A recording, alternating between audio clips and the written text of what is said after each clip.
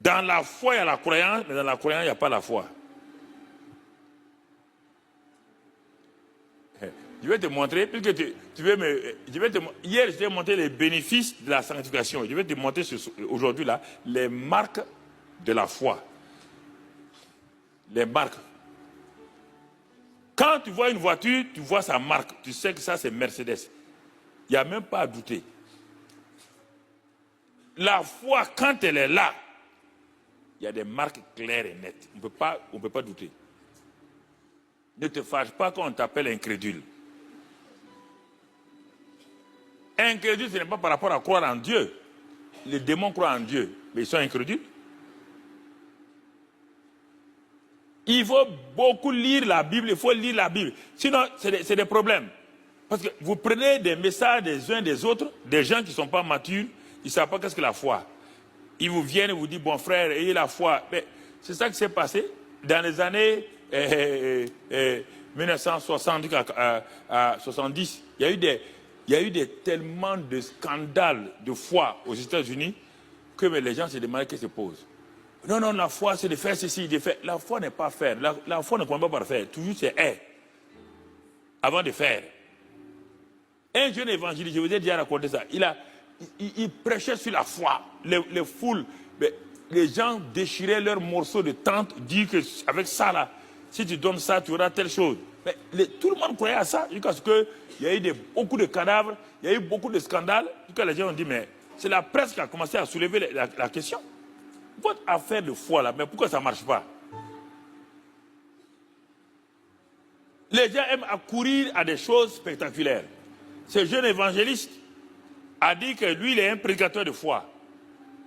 Il a annoncé sous sa tente, puisque les gens utilisaient beaucoup la tente à ce moment-là, en disant aux gens que sous sa tente, là, tous ceux qui vont venir, les malvoyants, les aveugles, de venir, qu'ils vont tous voir et il n'y aura plus de problème. Ils sont venus. Et à un moment donné, il a appelé les gens, tous ceux qui voyaient mal, qui avaient des lunettes et tout, de venir devant. Ils sont venus très nombreux devant. Il dit, pour montrer que vous avez la foi, enlevez vos lunettes. Ils ont enlevé. Il dit, jetez à terre. Ils ont jeté. Il dit, écrasez. Ils ont écrasé. Écoute-moi, si tu n'as pas la foi là, c'est pas ça qui produit la foi. C'est la foi qui fait ça. Si la foi est là, elle fait ça. Mais si elle n'est pas là, c'est pas ce que tu as fait là qui va produire la foi. Écoutez-moi très bien. Quand ils ont fini, il dit maintenant, au nom de Jésus, recevez la vision tout autour. Mon frère, quand il a dit, commencez à regarder. Ha, mon frère, c'était la catastrophe. Tous ceux qui étaient venus, qui ont assisté à la réunion, attrapaient leur tête. Pour retourner chez toi, les gens veulent que...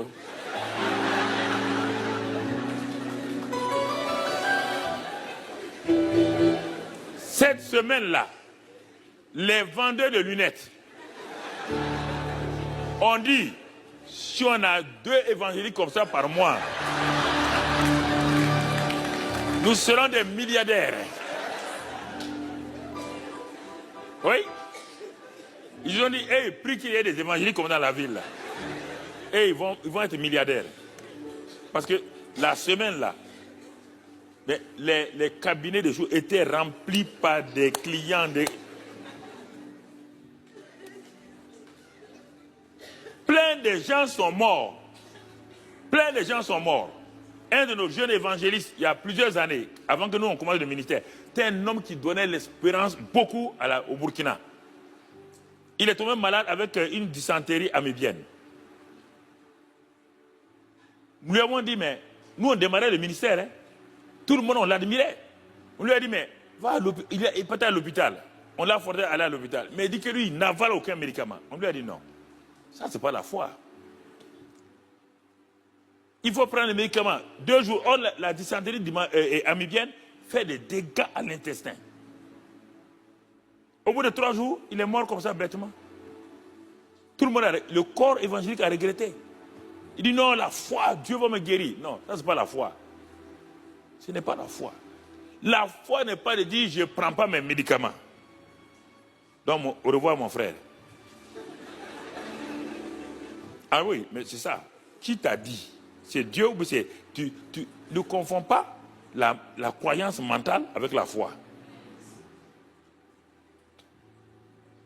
Et quand tu dis à un chrétien, bah, l'incrédulité ne veut pas dire que ce n'est pas une bonne chose. Non.